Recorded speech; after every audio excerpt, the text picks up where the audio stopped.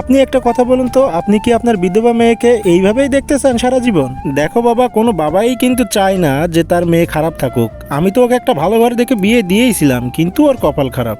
এখন আমি কি করতে পারি বলো?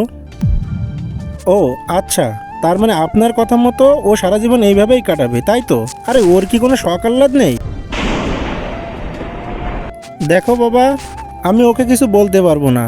ওর মতের বিরুদ্ধে আমি কখনো যেতেও পারবো না। ওর যা ইচ্ছা তাই করুক, আমি তার সাথে সাথ দেব।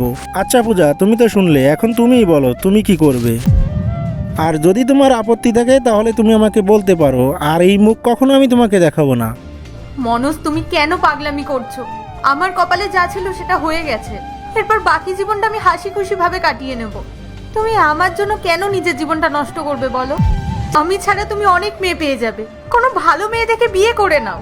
কেন আমার পেছনে পড়ে আছো তুমি? আমি আমার জীবন নষ্ট করছি না পূজা, আমি এখনো তোমাকে অনেক ভালোবাসি, আর আজও পর্যন্ত আমি এখনো বিয়েই করিনি। আর আমি যদি কখনো ভবিষ্যতে বিয়ে করি তাহলে তোমাকেই বিয়ে করব। পূজা, এখন ডিসিশন তোমার। আমার যা বলার ছিল আমি তোমাকে বলে দিয়েছি, এখন ডিসিশন তুমিই নিবে। পূজা মা, আমি তো প্রথম থেকেই দেখে আসছি ওর থেকে তোকে আর কেউ বেশি ভালোবাসতেই পারবে না। আর তাছাড়া এখন তো তোর বাকি জীবনটাও কাটাতে হবে, আমি তো আর সারা জীবন থাকবো না। এখন তুই মা ভেবে বল কি ডিসিশন নিবি। বাবা, আমি সেদিনও তোমাকে কিছু বলতে পারিনি, আর আজও আমি তোমাকে কিছু বলতে পারবো না। কিন্তু তুমি যদি মনে করো আমি অন্য কাউকে বিয়ে করে জীবনে এগিয়ে যাব, তাহলে আমি ওকে বিয়ে করতে রাজি আছি।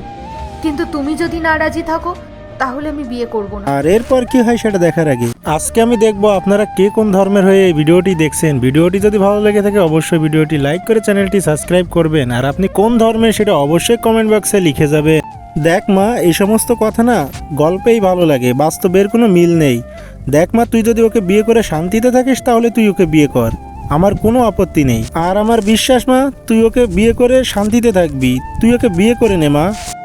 ঠিক আছে বাবা, তুমি যখন বলছো তাহলে আমি রাজি।